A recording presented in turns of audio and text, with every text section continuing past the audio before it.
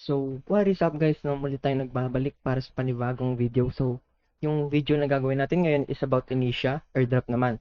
And ang Initia airdrop is backed by Binance Labagan ay ano ulit no? And nakapag-raise na sila ng $7.5 million para sa project nila. So, without further ado, simulan na natin siya no?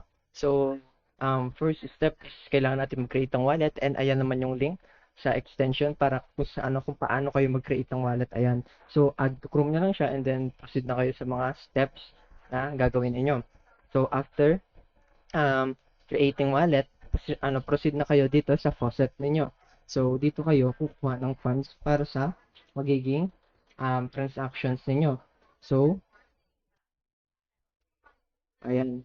So, copy nyo lang yung address nyo dyan, makikita nyo yan dyan, and then mag-verify lang kayo. So, verify lang tayo para makakuha tayo ng funds sa mga gagawin nating transactions.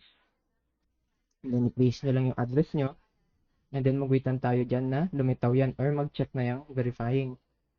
So, ngayon, after natin makakuha ng funds doon sa faucet dito, so, proceed tayo sa next step which is yung kung saan tayo maghahanap ng usernames. So, gagawin lang natin dyan is connect natin yung wallet natin para sa, para makapaghanap tayo ng usernames na gagamitin natin. Dapat pala guys, may lilitaw na funding dyan sa nyo, token nyo, INIT. Yan yung token na gagamitin nyo. So, hanap lang tayo ng username na pwede natin magamit. Which is yan, pwede na yan. So, sa akin yan. So, sabihin natin yan. So, magpa-pop up yung transaction and then i-approve lang natin siya. And then, wait lang tayo saglit and yun, okay na tayo. Proceed na tayo ulit sa next step natin. Ngayong okay na siya, no, na na siya, complete na yung transaction, is proceed na tayo ulit sa next, which is yung swapping.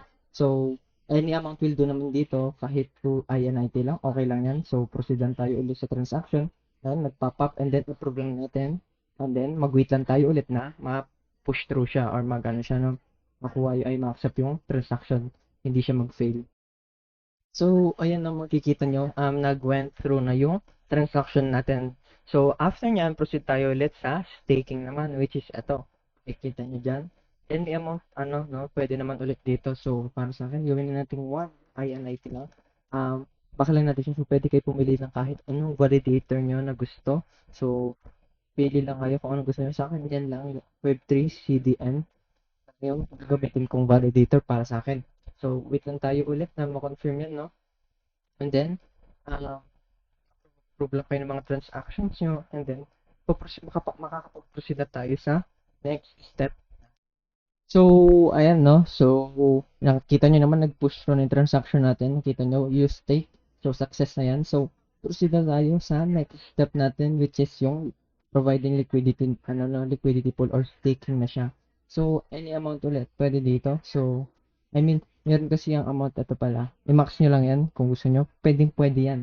So, pili lang ulit kayo ng validator na gusto nyo. And then, proceed na ulit na kayo sa transaction. Pop-up siya ulit. And then, approve lang kayo ulit sa transaction nyo. And then, after nun, okay na kayo. So, next step na ulit kayo. So, ayan no, nakita niyo naman, nag-push through na ulit yung transaction natin. And then, after nyo makomplete lahat ng transaction na yan, mula faucet, username, swapping, staking, liquidity pool, and then proceed na kayo dito sa step na to, which is kung saan nyo i-claim yung mga XP para makakuha kayo ng XP or enough XP. So, nyo lang yan. Pag natapos nyo yan lahat, kuhain nyo lang yung, approve nyo lang ulit yung transaction, i-claim nyo lang to task 1, tapos, lalabas na yan sa, wallet nyo, ayan, si Genie. So, i-mint nyo yung 6 nalilitaw sa inyo, mamaya, sa, na yun, mga tasks nyo. So, for me, tapos na ako doon, eto na. So, lumabas na yung, yung na-mint kong NFT, which is si Jenny. Lahat naman pare-parehas. So, ang gagawin nyo dito ngayon, kay Jenny, is papakainin nyo siya once a week. So, para mapakain natin siya, i-feed Jenny natin, ayan. So, sa akin, napakain ko na si Jenny.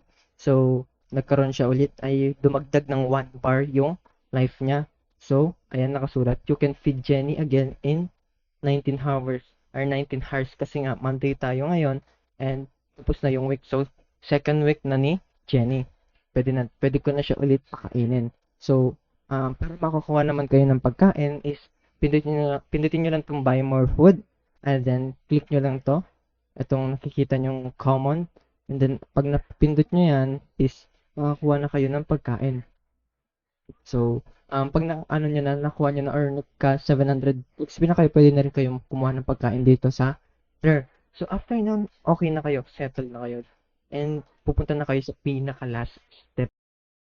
So, sa pinaka last step is ito na lang yung gagawin niyo is sumali kayo sa Discord server nila, and then pumunta kayo sa FAQ channel and kuhain nyo lahat or pindutin nyo lahat ng makikita nyong emoji para makuha nyo yung mga roles, kasi kailangan natin dito ng roles as much as we can, no? So, ako, ayan, nakikita nyo naman. May pindot-pindot lang ako ng mga nakikita kong emojis na to para makuha ko yung mga roles na pwede kong makuha. So, pindot lang tayo ng pindot. So, wala naman to sa 10 minuto kung gagawin niyo everyday. Kaya naman napakadali lang niya and napakabilis lang. So, nasa ano lang siya, 8 weeks lang. So, ano na tayo niyan? Second week na tayo ng airdrop or yung ano nila, task nila. So, ayun, no, tapos na tayo sa mga task na kailangan natin gawin or sa mga steps. So, yun lang, no. Salamat sa panonood and huwag niyong kakalimutan i-click yung subscribe and notification bell para ma-notify pa kayo sa mga paparating nating videos. Yun lang, salamat!